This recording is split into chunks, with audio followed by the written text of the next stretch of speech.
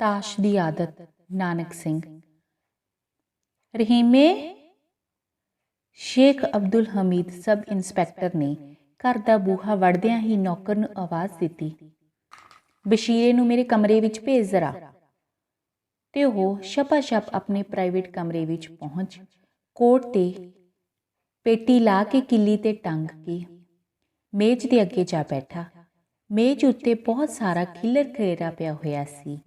ਇੱਕ ਨੁੱਕਰੇ ਮੋਟੀਆਂ ਪਤਲੀਆਂ ਕਾਨੂੰਨੀ ਤੇ ਗੈਰ ਕਾਨੂੰਨੀ ਕਿਤਾਬਾਂ ਤੇ ਕਾਗਜ਼ਾਂ ਨਾਲ ਤੁਸੀਆਂ ਹੋਈਆਂ ਫਾਈਲਾਂ ਪਈਆਂ ਸਨ। ਵਿਚਕਾਰ ਕਮਲਦਾਨ ਤੇ ਉਸਦੇ ਲਾਗੇ ਕਰਕੇ ਅੱਜ ਦੀ ਆਈ ਹੋਈ ਡਾਕ ਪਈ ਸੀ, ਜਿਸ ਵਿੱਚ 5-6 ਲਿਫਾਫੇ, 2-3 ਪੋਸਟ ਕਾਰਡ ਤੇ 1-2 ਅਖਬਾਰਾਂ ਵੀ ਸਨ। ਪਿਨ ਕੁਸ਼ਨ, ਬਲਾਟਿੰਗ ਪੇਪਰ ਵੇਟ, ਟੈਗਾਂ ਦਾ ਇੱਕ ਮੁੱਠ ਤੇ ਹੋਰ ਇਹੋ ਜਿਹਾ ਬਥੇਰਾ ਨਿੱਕੜ ਸੁੱਕੜ ਥਾਂ ਥਾਈਂ ਪਿਆ ਸੀ। ਬੈਠਦਿਆਂ ਹੀ ਸ਼ੇਖ ਹੋਰਾਂ ਦੂਰ ਦੀ ਐਨਕ ਉਤਾਰ ਕੇ ਮੇਜ਼ ਦੀ ਸਾਹਮਣੀ ਬਾਹੀ ਜਿਹੜੀ ਕੁਝ ਖਾਲੀ ਸੀ ਉੱਤੇ ਟਿਕਾ ਦਿੱਤੀ ਤੇ ਨੇੜੇ ਦੀ ਐਨਕ ਲਾ ਕੇ ਡਾਕ ਵੇਖਣ ਲੱਗੇ। ਉਹਨਾਂ ਅਜੇ 2 ਕੁ ਲਿਫਾਫੇ ਹੀ ਖੋਲ੍ਹੇ ਸਨ ਕਿ ਇੱਕ 5 ਕੁ ਵਰ੍ਹਿਆਂ ਦਾ ਮੁੰਡਾ ਅੰਦਰ ਆਉਂਦਾ ਦਿਸਿਆ। ਮੁੰਡਾ ਵੇਖਣ ਤੋਂ ਬੜਾ ਚੁਸਤ ਚਲਾਕ ਤੇ ਸ਼ਰਾਰਤੀ ਜਿਹਾ ਸੀ, ਪਰ ਪਿਓ ਦੇ ਕਮਰੇ ਵਿੱਚ ਵੜਦਿਆਂ ਹੀ ਉਸਦਾ ਸੁਭਾਅ ਇੱਕਦਮ ਬਦਲ ਗਿਆ। ਚੰਚਲ ਤੇ ਫੁਰਤੀਲੀਆਂ ਅੱਖਾਂ ਨਿਉ ਗਈਆਂ, ਸਰੀਰ ਵਿੱਚ ਜਿਵੇਂ ਸਾਹ-ਸਤ ਹੀ ਨਹੀਂ ਸੀ। ਬੈਠ ਜਾ ਸਾਹਮਣੀ ਕੁਰਸੀ ਤੇ। ਇੱਕ ਲੰਮੀ ਚਿੱਠੀ ਪੜ੍ਹਦਿਆਂ ਸ਼ੇਰ ਵਾਂਗ ਭਵਕ ਕੇ ਸ਼ੇਖ ਹੋਰਾਂ ਹੁਕਮ ਦਿੱਤਾ। ਮੁੰਡਾ ਡਰਦਾ ਡਰਦਾ ਸਾਹਮਣੇ ਬੈਠ ਗਿਆ। ਤੱਕ ਮੇਰੇ ਵੱਲ। ਚਿੱਠੀ ਵੱਲੋਂ ਧਿਆਨ ਹਟਾ ਕੇ ਸ਼ੇਖ ਹੋਰੀ ਕੜਕੇ, ਤੂੰ ਅੱਜ ਤਾਸ਼ ਖੇਡੀ ਸੀ, ਸੁਣਿਆ? ਨਹੀਂ ਅੱਬਾ ਜੀ, ਮੁੰਡੇ ਨੇ ਡਰਦਿਆਂ ਡਰਦਿਆਂ ਕਿਹਾ। ਡਰਨਾ? ਸ਼ੇਖ ਹੋਰਾਂ ਆਪਣੀ ਆਦਤ ਦੇ ਵਿਰੁੱਧ ਕਿਹਾ। ਸੱਚੋ ਸੱਚ ਦੱਸ ਦੇ, ਮੈਂ ਤੈਨੂੰ ਕਹਿੰਦਾ ਕੁਝ ਨਹੀਂ। ਮੈਂ ਖੁਦ ਤੈਨੂੰ ਵੇਖਿਆ ਸੀ ਅਬਦੁੱਲੇ ਦੇ ਮੁੰਡੇ ਨਾਲ। ਉਹਨਾਂ ਦੇ ਵਿਹੜੇ ਵਿੱਚ ਤੂੰ ਪਿਆਸ ਖੇਡਦਾ ਸੈਂ। ਦੱਸ ਖੇਡੀ ਸੀ ਕਿ ਨਹੀਂ? ਮੁੰਡਾ ਮੂੰਹੋਂ ਤੇ ਕੁਝ ਨਾ ਬੋਲਿਆ, ਪਰ ਉਸਨੇ ਹਾਂ ਵਿੱਚ ਸਿਰ ਹਿਲਾਇਆ। ਸ਼ਾਬਾਸ਼, ਸ਼ੇਖ ਹੋਰੀ ਨਰਮੀ ਨਾਲ ਬੋਲੇ। ਮੈਂ ਤੇਰੇ ਤੇ ਬੜਾ ਖੁਸ਼ ਹਾਂ ਕਿ ਤੂੰ ਆਖਰ ਤੂੰ ਸੱਚ ਦੱਸ ਦਿੱਤਾ। ਅਸਲ ਵਿੱਚ ਬਸ਼ੀਰ, ਮੈਂ ਆਪ ਤੇ ਨਹੀਂ ਵੇਖਿਆ ਸੀ, ਕਿਸੇ ਤੋਂ ਸੁਣਿਆ ਸੀ। ਇਹ ਤੇ ਤੈਨੂੰ ਇਕਬਾਲ ਕਰਵਾਉਣ ਦਾ ਤਰੀਕਾ ਸੀ। ਬਹੁਤ ਸਾਰੇ ਮੁਲਾਜ਼ਮਾਂ ਨੂੰ ਇਸੇ ਤਰ੍ਹਾਂ ਬਕਾ ਲੈਂਦੇ ਹਾਂ। ਖੈਰ, ਪਰ ਮੈਂ ਤੈਨੂੰ ਅੱਜ ਕੁਝ ਜ਼ਰੂਰੀ ਗੱਲਾਂ ਸਮਝਾਉਣੀਆਂ ਨੇ, ਜ਼ਰਾ ਖਿਆਲ ਨਾਲ ਸੁਣ। ਖਿਆਲ ਨਾਲ ਸੁਣ ਕਹਿਣ ਤੋਂ ਬਾਅਦ ਉਹਨਾਂ ਬਸ਼ੀਰ ਵੱਲ ਤੱਕਿਆ।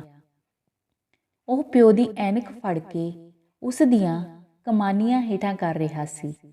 ਐਨਕ ਉਸਦੇ ਹੱਥੋਂ ਫੜ ਕੇ ਨਾਲ ਹੀ ਫਾਈਲ ਵਿੱਚੋਂ ਇੱਕ ਵਾਰੰਟਾਂ ਦਾ ਮਜ਼ਮੂਨ ਦਿਲ ਵਿੱਚ ਪੜ੍ਹਦੇ ਹੋਏ ਸ਼ੇਖ ਹੋਰੀ ਬੋਲੇ, ਤੈਨੂੰ ਪਤਾ ਹੋਣਾ ਚਾਹੀਦਾ ਹੈ ਕਿ ਇਹ ਗੁਨਾਹ ਬਹੁਤ ਸਾਰੇ ਗੁਨਾਹਾਂ ਦਾ ਪੇਸ਼-ਖੇਮਾ ਹੁੰਦਾ ਹੈ।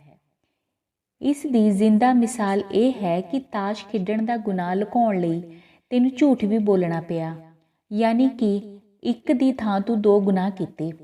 ਵਾਰੰਟ ਨੂੰ ਮੁੜ ਫਾਈਲ ਵਿੱਚ ਨੱਥੀ ਕਰਦਿਆਂ ਹੋਇਆਂ ਸ਼ੇਖ ਹੋਰਾਂ ਮੁੰਡੇ ਵੱਲ ਤੱਕਿਆ।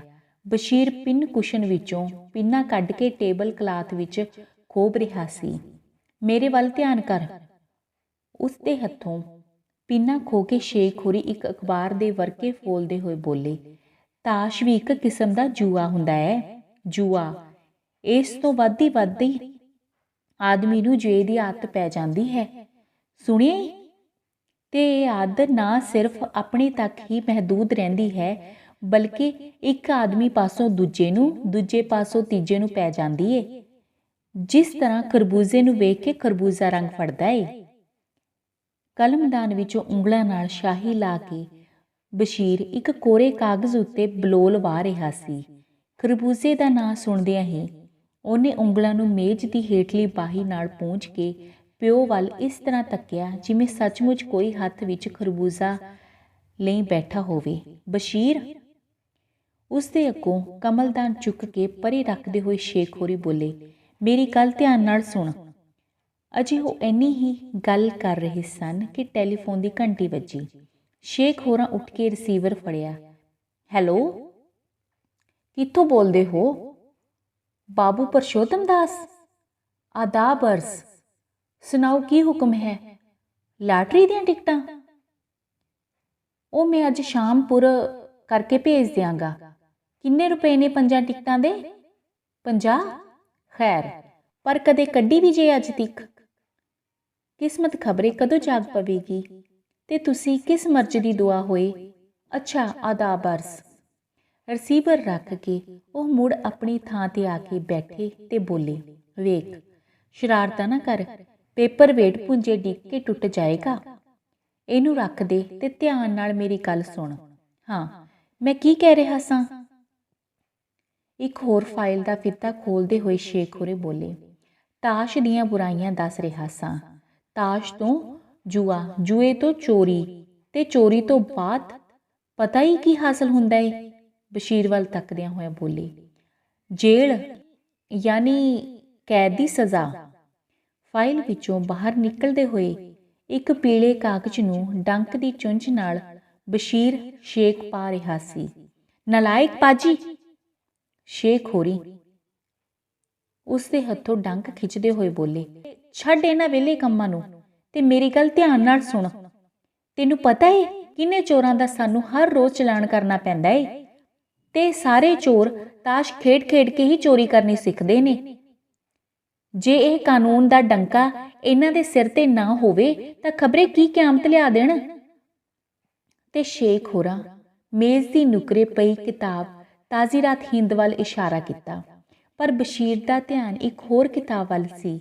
ਉਸ ਦੇ ਉਤਲੇ ਗੱਤੇ ਤੋਂ ਜਿਲਦ ਦਾ ਕੱਪੜਾ ਥੋੜਾ ਜਿਹਾ ਉਖੜਿਆ ਹੋਇਆ ਸੀ, ਜਿਸ ਨੂੰ ਖਿੱਚਦਿਆਂ ਖਿੱਚਦਿਆਂ ਬਸ਼ੀਰ ਨੇ ਅੱਧਾ ਕੁ ਗੱਤਾ ਨੰਗਾ ਕਰ ਦਿੱਤਾ ਸੀ। ਬੇਵਕੂਫ ਗਧਾ। ਕਿਤਾਬ ਉਸ ਦੇ ਲਾਗਿਓਂ ਚੁੱਕ ਕੇ ਪਰੇ ਰੱਖਦੇ ਹੋਏ ਸ਼ੇਖ ਹੋਰੀ ਬੋਲੇ, ਤੈਨੂੰ ਜਿਲਦਾਂ ਖੇਡਣ ਲਈ ਸੱਦਿਆ ਸੀ? ਖਿਆਲ ਨਾਲ ਸੁਣ। ਤੇ ਕੁਝ ਸੰਮਣਾ ਉੱਤੇ ਦਸਤਖਤ ਕਰਦਿਆਂ ਹੋਇਆਂ ਉਹਨਾਂ ਫੇਰ ਲੜੀ ਜੋੜੀ, ਸਾਨੂੰ ਪੁਲਿਸ ਅਫਸਰਾਂ ਨੂੰ ਜੋ ਸਰਕਾਰ ਇੰਨੀਆਂ ਤਨਖਾਹਾਂ ਤੇ ਪੈਨਸ਼ਨਾਂ ਦਿੰਦੀ ਏ, ਤੈਨੂੰ ਪਤਾ ਏ ਕਿਉਂ ਦਿੰਦੀ ਏ? ਸਿਰਫ ਇਸ ਲਈ ਕਿ ਅਸੀਂ ਮੁਲਕ ਵਿੱਚੋਂ ਜ਼ੁਰਮ ਦਾ ਖਾਤਮਾ ਕਰੀਏ। ਪਰ ਜੇ ਸਾਡੇ ਬੱਚੇ ਹੀ ਤਾਸ਼ਾਂ ਜੂਏ ਖੇਡਣ ਲੱਗ ਪਏ ਤਾਂ ਦੁਨੀਆ ਕੀ ਕਹੇਗੀ? ਤੇ ਅਸੀਂ ਆਪਣਾ ਨਿਮਕ ਕਿਸ ਤਰ੍ਹਾਂ ਹਲਾਲ? ਗੱਲ ਅਜੇ ਅਧਵਾਟੇ ਹੀ ਸੀ ਕਿ ਪਿਛਲੇ ਬੂਹੇ ਵੱਲੋਂ ਉਹਨਾਂ ਦਾ ਇੱਕ ਉੱਚਾ ਲੰਮਾ ਨੌਕਰ ਆਇਆ। ਇਹ ਸਿਪਾਹੀ ਸੀ। ਸ਼ੇਖ ਹੋਰੀ ਹਮੇਸ਼ਾ ਇਹੋ ਜਿਹੇ 2-3 ਵਫਾਦਾਰ ਸਿਪਾਹੀ ਘਰ ਵਿੱਚ ਰੱਖਿਆ ਕਰਦੇ ਸਨ। ਇਹਨਾਂ ਵਿੱਚੋਂ ਇੱਕ ਡੰਗਰਾਂ ਨੂੰ ਪੱਠਾ ਦੱਬ ਪਾਣ ਤੇ ਮਈਆਂ ਚੋਣ ਲਈ, ਦੂਜਾ ਰਸੋਈ ਦੇ ਕੰਮ ਵਿੱਚ ਦੇਣ ਲਈ ਤੇ ਤੀਜਾ ਜਿਹੜਾ ਅੰਦਰ ਸੀ, ਇਹ ਅਸਾਮੀਆਂ ਨਾਲ ਰਕਮਾਂ ਖਰੀਆਂ ਕਰਨ ਲਈ ਰੱਖਿਆ ਹੋਇਆ ਸੀ। ਉਸਨੇ ਝੁੱਕ ਕੇ ਸਲਾਮ ਕਰਦਿਆਂ ਕਿਹਾ, ਉਹ ਆਏ ਬੈਠੇ ਨੇ ਜੀ। ਕੌਣ? ਉਹੀ ਬੁੱਗੀ ਬਦਮਾਸ਼ ਤੇ ਆਦਮੀ ਜਿਨ੍ਹਾਂ ਨੇ ਦੁਸ਼ਹਿਰੇ ਦੇ ਮੇਲੇ ਵਿੱਚ ਡੈਸ਼ ਜੂਏਖਾਨਾ ਲਾਣ ਦੀ ਅਰਜ਼ ਕੀਤੀ ਸੀ। ਫਿਰ ਤੂੰ ਆਪੇ ਹੀ ਗੱਲ ਕਰ ਲੈਣੀ ਸੀ। ਮੈਂ ਤੇ ਉਹਨਾਂ ਨੂੰ ਕਹਿ ਦਿੱਤਾ ਸੀ ਕਿ ਸ਼ੇਖ ਹੋਰੀ 250 ਤੋਂ ਘੱਟ ਨਹੀਂ ਮੰਨਦੇ। ਪਰ ਫਿਰ ਉਹ ਕੀ ਕਹਿੰਦੇ ਨੇ? ਉਹ ਕਹਿੰਦੇ ਨੇ ਅਸੀਂ ਇਸ ਵਾਰੀ ਖੁਦ ਸ਼ੇਖ ਹੋਰਾਂ ਦੀ ਕਦਮਬੋਸੀ ਕਰਨੀ ਚਾਹੁੰਦੇ ਹਾਂ। ਜੇ ਤਕਲੀਫ ਨਾ ਹੋਵੇ ਤਾਂ 2 ਮਿੰਟਾਂ ਲਈ ਚੱਲੇ ਚੱਲੋ। ਬੜੇ ਚਿਰ ਦੇ ਉਡੀਕ ਰਹੇ ਨੇ। ਅੱਛਾ ਚਲੋ, ਕਹਿ ਕੇ ਸ਼ੇਖ ਹੋਰੀ ਜਦ ਉੱਠਣ ਲੱਗੇ ਤਾਂ ਉਹਨਾਂ ਬਸ਼ੀਰ ਵੱਲ ਤੱਕਿਆ। ਉਹ ਉਂਘ ਰਿਹਾ ਸੀ। ਜੇ ਝਟਪਟ ਉਹ ਦਬਕਾ ਮਾਰ ਕੇ ਉਸ ਨੂੰ ਜਗਾ ਨਾ ਦਿੰਦੇ ਤਾਂ ਉਸ ਦਾ ਮੱਥਾ ਮੇਜ਼ ਨਾਲ ਆ ਵੱਜਣਾ ਸੀ। ਜਾਂ ਆਰਾਮ ਕਰ ਜਾ ਕੇ। ਸ਼ੇਖ ਹੋਰੀ ਕੋਟ ਤੇ ਬੈਲਟ ਸੰਭਾਲਦੇ ਹੋਏ ਬੋਲੇ, ਬਾਕੀ ਨਸੀਹਤਾਂ ਤੈਨੂੰ ਸ਼ਾਮ ਨੂੰ ਦਿਆਂਗਾ। ਮੁੜ ਕੇ ਤਾਸ਼ ਨਾ ਖੇਡੀ। ਤੇ ਉਹ ਬਾਹਰ ਨਿਕਲ ਗਏ। ਮੁੰਡੇ ਨੇ ਖੜੇ ਹੋ ਕੇ 1-2 ਆਕੜਾਂ ਤੇ ਉਬਾਸੀਆਂ ਲਈਆਂ, ਅੱਖਾਂ ਮਲੀਆਂ ਤੇ ਫਿਰ ਨੱਚਦਾ ਭੁੜਕਦਾ ਬਾਹਰ ਨਿਕਲ ਗਿਆ। ਧੰਨਵਾਦ।